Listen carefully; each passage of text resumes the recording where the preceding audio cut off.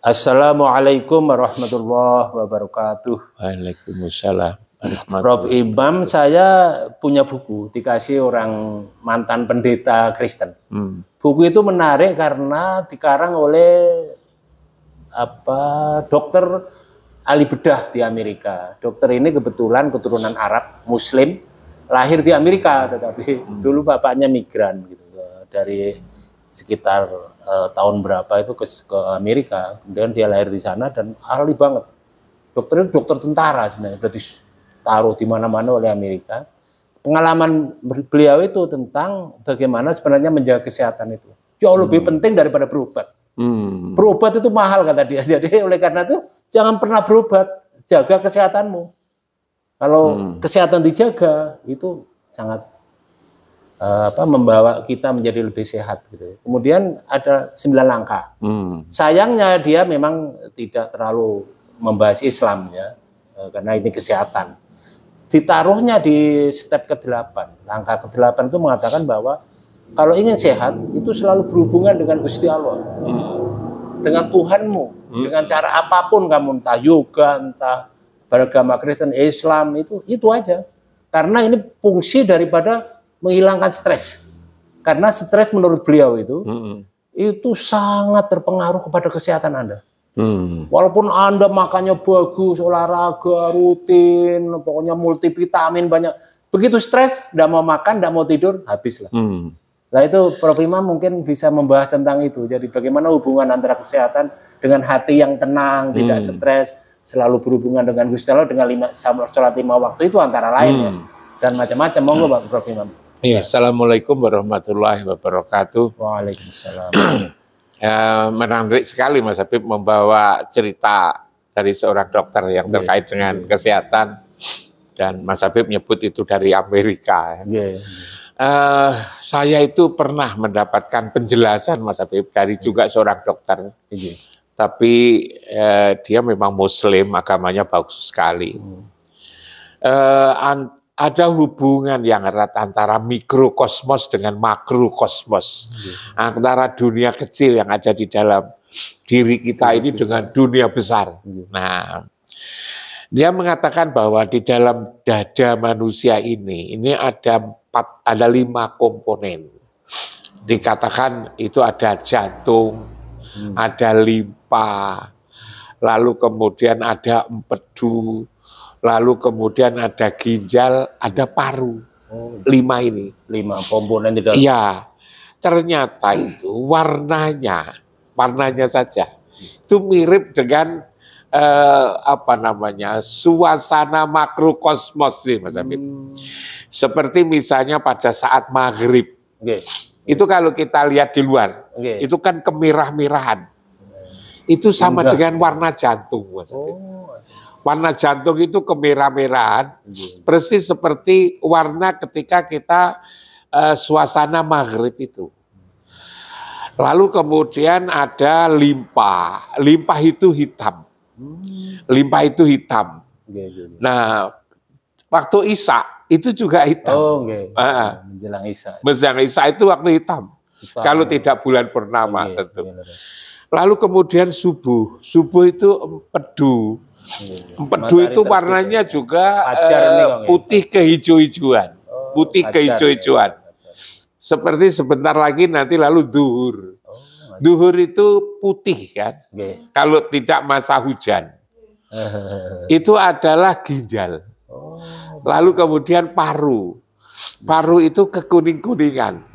Itu sama dengan waktu sholat asar. Waktu sholat asar itu kan kuning-kuningan.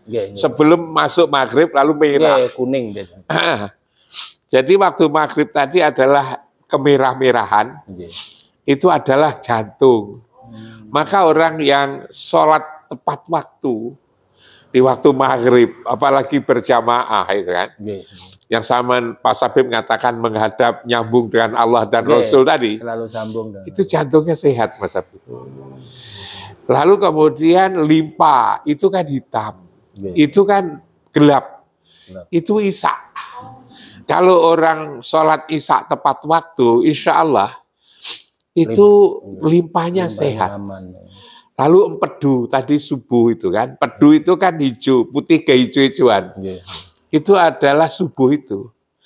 Manakala sholat subuh tepat waktu, insya Allah empedunya itu sehat, Mas Habib. Ginjal itu pada saat duhur, itu waktu duhur itu kan putih, kan sama dengan warnanya ginjal. Ginjalnya siapapun kan putih, Mas Habib. Itu kalau sholat duhur tepat waktu gitu. Itulah selalu menjadi sehat insya Allah. Lalu kekuning-kuningan itu adalah paru.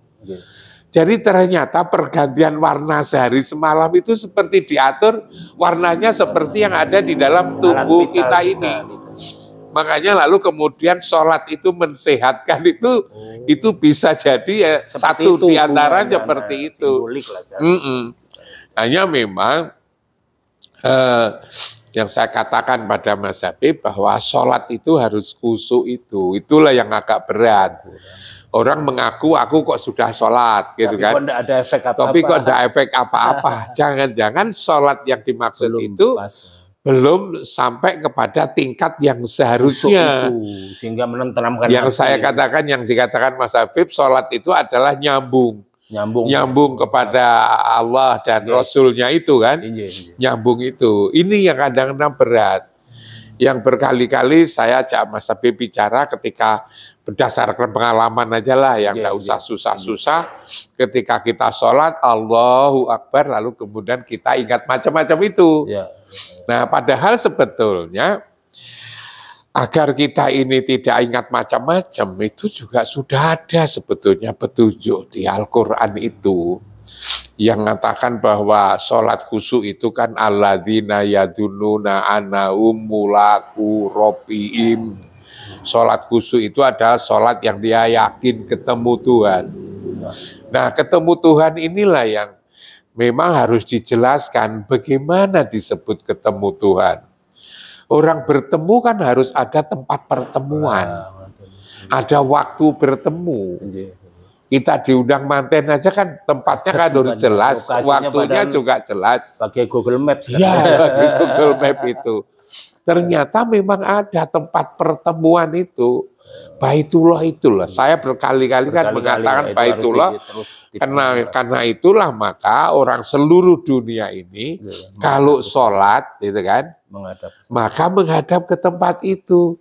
Tatkala mereka menghadap, kita semua menghadap, dan ingatan kita ada di tempat itu, maka itulah artinya kita bertemu.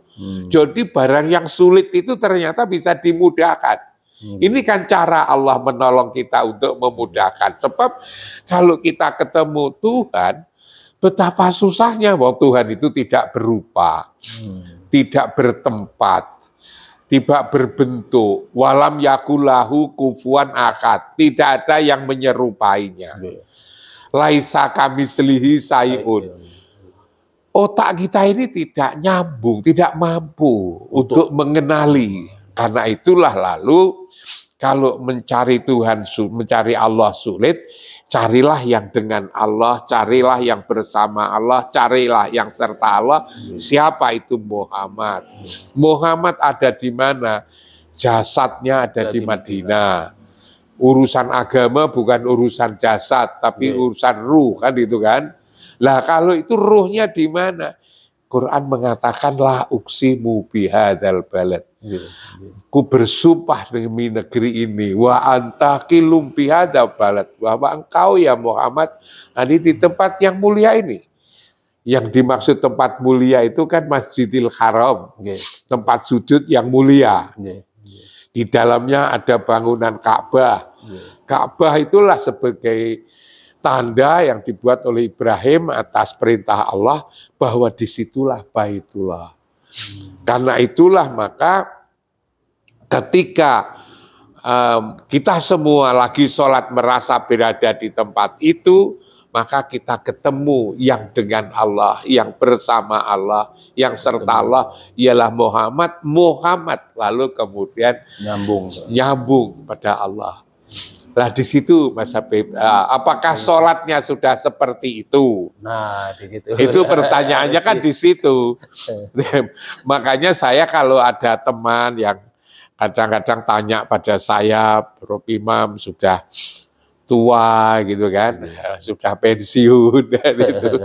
Kok lalu katanya kelihatan masih sehat itu. Kok lalu kemudian tertampak itu tenang lah. Saya bilang, saya selalu mencari petunjuk yang ada dalam Quran. Di dalam Quran itu kok saya temukan di surat Shad ayat 46 itu, inna ahlasnahum bi khalisatin dzikradar. Kami memperbaiki ya, memperhalus, menjadikan akhlak itu bagus, tenang, damai. Dengan cara apa? Dengan cara ingat rumah, itu. Dzikradar, hanya di Quran, di terjemahan itu biasanya ditulisi dar itu rumah akhirat. Lalu saya berpikir, bagaimana saya ingat rumah akhirat yang belum ada, yang saya belum pernah ke sana, gambarannya belum ada. Saya lalu berkeyakinan bahwa yang dimaksud rumah di situ ya inna awwala baiti wudhi alinas lalladzi bibakata mubarakan wa hudalil alamin, itu yang mulia rumah yang saya nyatakan untuk seluruh umat manusia itu adalah lalladzi bibakata, jadi Bakah yang diberkahi itu, yang Mekah. Di Baitullah itu, di Masjidil Haram itu, ditandai oleh Ibrahim Ka'bah itu, menurut saya yang harus ada di sini. Lalu di surat berikutnya kan diteruskan wa innahum indana laminal mustofainad dar, bahwa mereka yang selalu ingat Allah, yang selalu merasa berada di rumah itu, maka mereka itu adalah sebaik-baik. Ya itu kan, sebaik-baik orang kan itu Mas Habib, sebaik-baik manusia pilihan, itu orang yang selalu ingat rumah itu. Ingat rumah berarti ingat siapa yang ada di rumah. Ingat siapa yang ada di rumah, yang ada di rumah itu dengan siapa? Dengan Allah. Mas Habib mengatakan kita harus sambung dengan Allah. Selalu sambung. Kalimat kata-kata kita harus sambung itu kan hati kita kan harus jelas. Kalau tidak jelas kita hanya bolak-balik ngomong, kita sambung. Abstrak. Lalu dikonkretkan itu seperti apa? Nah, konkretkannya itu adalah mencari sesuatu Allah, ya kan? Yang tidak terjangkau itu cari yang dengan Allah, yang dengan Allah pun juga sudah wafat tidak ketemu tempatnya di mana. Cari Mas Habib susah, cari yang dengan Mas Habib, Bu Habib. Di mana? Di Jalan Gajayana. Lah, orang yang seperti itu, yang sehari-hari sholat 5 waktu itu, Mas Habib, orang itu kalau jantungnya sehat, gitu kan, empedunya sehat, limpahnya sehat, empedunya sehat, ginjalnya sehat, lalu kemudian parunya sehat, kan sudah selesai Mas Habib. Yang 5 ini lalu kemudian mempengaruhi tubuh kita ini, jadi gembira. Sehingga lalu kalau kita kembalikan ke yang disampaikan Mas Habib, dokter yang dari Amerika itu sangat cocok itu dijelaskan dengan pemahaman ini. Ya memang iya gitu kan, bahwa sholat itu adalah menyehatkan. Itu tidak saja menyehatkan, tapi juga menyelamatkan. Kita menjadi selamat dunia dan akhirat karena kita selalu dekat dengan yang punya jagat raya ini. Saya kira itu Mas Habib. Terima kasih. Itu kalau dalam istilah yang modern sekarang itu namanya spiritual healing, pengobatan spiritual. Ya. Jadi ada banyak orang Barat yang sekarang mencari ke Timur, cari itu. Orang Timur itu kok tenang-tenang hidupnya, kadang miskin, ya, kadang makan sehari 2 kali saja, atau enggak ada penghasilan yang enggak punya mobil, enggak punya motor, tapi kok gembira, senang, bahagia. Lah ini kan bertentangan dengan di Barat itu materi berlimpah atau di kota-kota besar. Tapi kan tidak tenang. Akhirnya apa? Mana stres, darah tinggi, jantungan. Jadi Allah itu kalau membagi fasilitas, apalagi yang bersifat bendawi ya, material, itu kan berbeda-beda. Coba kan zaman tadi katakan ada yang kaya sekali, ada setengah, ada miskin kan berbeda-beda. Tapi tatkala menjaga, membagi hati, kebahagiaan, itu kan bisa diraih oleh siapa saja. Siapa saja. Kebahagiaan bisa diraih oleh orang yang miskin, yang muda, yang tua. Bahkan kalau kita punya rumus bahwa kebahagiaan itu hanya orang jadaya diraih oleh orang yang kaya. Coba sekarang ini kan lagi rame. Lagi rame di lingkungan, ya kita tidak lalu merendahkan ya, di Departemen Keuangan, pajak kan kurang kaya apa kan, kaya kan, mobil-mobilnya mewah kan itu kan, tapi coba kan menderita banget. Sebelum ini misalnya kasus di kepolisian coba kan. Ya, lalu kita lihat itu kan betapa orang berkuasa apa saja lalu kemudian bisa dipenuhi kan itu kan. Selain berkuasa juga kaya raya. Siapa yang mau ganti posisi polisi yang kita maksud itu sekarang? Mas Habib apa juga mau disuruh jadi kayak begitu kan juga tidak mau. Kalau jadi begini aja. Karena itu memang orang berusaha, dikira itu kebahagiaan dari kekayaan, lalu apapun dilakukan untuk kekayaan. Dikira kebahagiaan itu ada pada jabatan, apapun dicari untuk jabatan itu. Lalu kemudian dengan kemasyhuran, cari bagaimana agar kita menjadi masyhur. Ternyata setelah kaya, setelah jabatannya tinggi, ternyata rumahnya besar, pengaruhnya luas, ternyata juga tidak bahagia. Malah pusing. Karena itu kunci kebahagiaan itu ada yang ada di rasa. Makanya yang harus dihidupkan dalam agama ini sebetulnya rasa itu.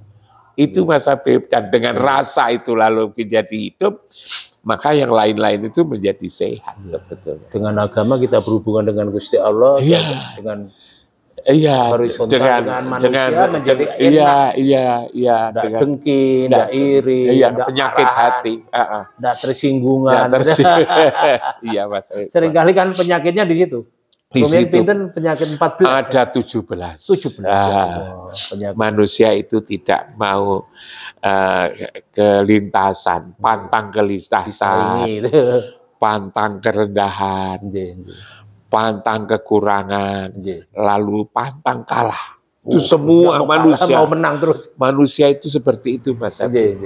Dan kalau itu 4 penyakit ini berkolaborasi, jadi satu, maka melahirkan 10 jenis penyakit lagi.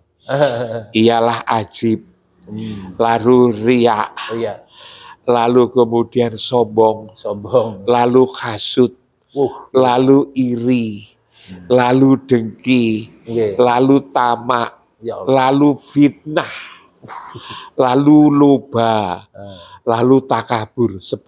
4 tadi lalu beranak 10 kan menjadi 14. Kalau 14 ini lalu kemudian berkolaborasi, hidup semua tambah penyakit ini. Tambah 3 lagi Mas Habib. Ialah pendendam, permusuhan, lalu menjadi perusak. Perusak alam, perusak manusia, membunuh, macam-macam orang itu.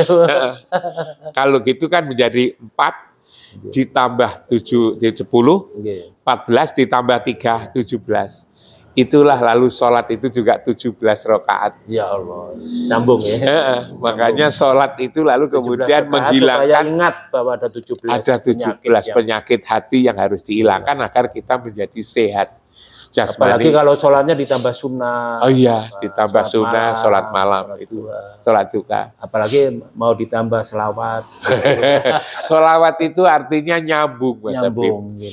Jadi Allah dan malaikat itu nyambung. Innallaha wa malaikatahu yusholluna ala nabi ya ayyuhalladzina amanu shollu.